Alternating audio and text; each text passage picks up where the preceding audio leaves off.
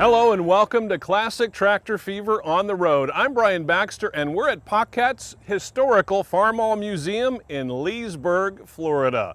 No doubt this is one of the nation's most famous tractor museums, and it stands today as a huge tribute to John Stewart Paquette, better known as Stu, who passed away in March of 2022 at the age of 83.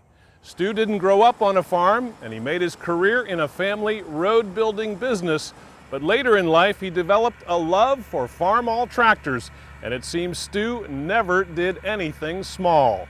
So in less than 20 years, he put together an amazing Farmall museum, and he enjoyed sharing what he had with anyone interested to come and see his effort to collect anything and everything International Harvester ever built. Now the Paquette family has made the difficult decision to close the museum, and all that you see here is soon to be auctioned by the team at Aumann Vintage Power. So today we're going to take a last look at some of the outstanding IH and Farmall tractors here as we honor the life, the work, and the memory of Stu Paquette, who loved Farmall tractors and adding to the collection he called Stu's Stuff. Of course, this is not the first time Classic Tractor Fever has been here to Stu's Farmall Museum. So let's turn back the clock to our first visit in 2014. Back then, Brad Bulla was here to meet Stu and to check out one of the largest tractors in his collection. In Leesburg, Florida, you'll find a man with a passion for American farming history. Stu Paquette is the founder of the historical Farmall Museum, which is dedicated to the preservation of International Harvester equipment. It's about the American history, it's about International Harvester's history, and it's about our farming past. That's what we're trying to do is let the kids see this about their history, because they're scrapping these tractors 1,500 a day. It's hard to believe that it's leaving us. So we're trying to save a little bit of that. If you're a fan of Red Power, then this is the place for you. But make sure you've got plenty of time to spare, because Stu's got a lot of stuff. Paquette wasn't always a farm machinery expert. As a matter of fact, he knew absolutely nothing about them until he bought an International 560 on a whim a few years back. Soon after, he picked up 6 more at an auction, and the collection was off and running. The first tractor I bought now has been about 10 years ago. We've been on fast track, but want to set the pace so that we can continue with this, make it bigger and have more going on, and hopefully everybody will be able to come and see it. That's what we hope. We really enjoy having the people come. Today, the museum houses hundreds of tractors, spread out across multiple buildings and restored to their former glory. They've even got a replica IH dealership from the 1940s. And it's not just tractors on display. Stu collects anything and everything that International ever made. Something of everything International built. Refrigerators, freezers, air conditioners. They did everything. They built everything. Their own tools. They had 9 smelters in the world making steel. Had their own iron ore mines out in the west. They had their own ships on the Great Lakes. They had a fleet of airplanes to get the parts to their dealers quicker. All this stuff that now is normal was cutting edge. And so we're just trying to save some of that. That's what this is about. So we've had a lot of things given to the museum, and people are so happy to see that it's being preserved that you know, they're pretty free with some little thing that they had, something that they carried, a little book that they carried, or the salesman had his sales book, or the ruler, or we had a hammer. The guy came in with a hammer. I says, he had a hammer with a wooden handle on it, a nail hammer, it's wooden handle on it.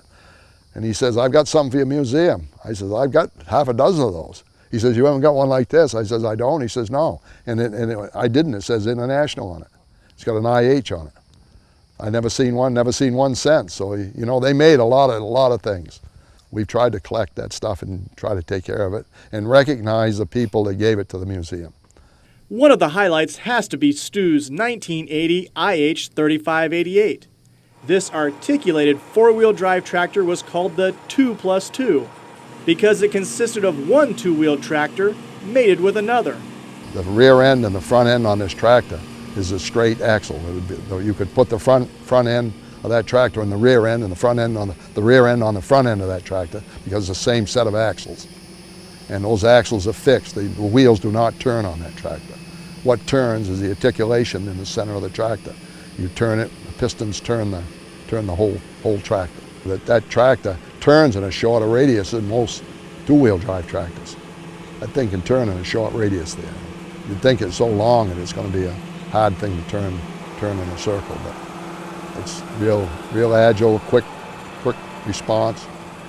It's a nice tractor. But nobody else made that tractor. Nobody else copied that tractor.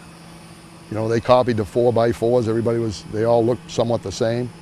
They all copied those. But when it came to that 2+2, only International built that tractor. Nobody else. The 3588 weighs more than 16,000 pounds, so it takes a robust engine to move this mighty machine. Luckily, it was powered by an IH 6-cylinder diesel engine that produces 177 horsepower. That's a DT 466 engine. They're still using that engine today. And they use it in school buses, they use it in a lot of that, most of their trucks had it. Dump trucks and such had that DT engine. And it was a great engine. You have very little trouble with that. Very little trouble. Over the years, the 3588 acquired nicknames like Anteater and Snoopy, thanks to its long nose. Needless to say, this unique-looking tractor gets lots of attention. Everybody that comes, they're excited about seeing it. They didn't realize they had such a tractor as that. You get that every day when they come in. Wow, I never seen that tractor before. I never seen one like that. And yeah, everybody thinks it's a good-looking tractor. They like the looks of it. They like the nose on it. They always talk about that. Boy, that thing's long. And when you pull that hood out there to show them the engine, you know, you add another 4 or 5 feet to the front of it. This fantastic Farmall museum is always growing because Stu adds new tractors and memorabilia all the time. It's clear Stu has found his calling, sharing his classic tractor fever with visitors to the museum. As I got down the road of my life here, I always felt there was something more for me to do, and I didn't know what that was. And it must have been the tractors. Had to be the tractors, because once I hit on that, I mean, like my son say, once he gets his teeth into it, it would need no letting up. We got classic tractor fever, and it's bad. Because when I get up every day, that's the first thing that I think about is those tractors. And that's bad. It's bad. And everywhere I go, I'm looking for tractors. I mean, it's just, once you've got it, you've got it. You can't get it out of your system. I don't know why that is, because I've seen guys on TV and they said, "You got classic tractor fever?" They said, "Yeah, we got classic tractor fever." Well, how do you get rid of that? There is no cure for that. I don't think it's a cure.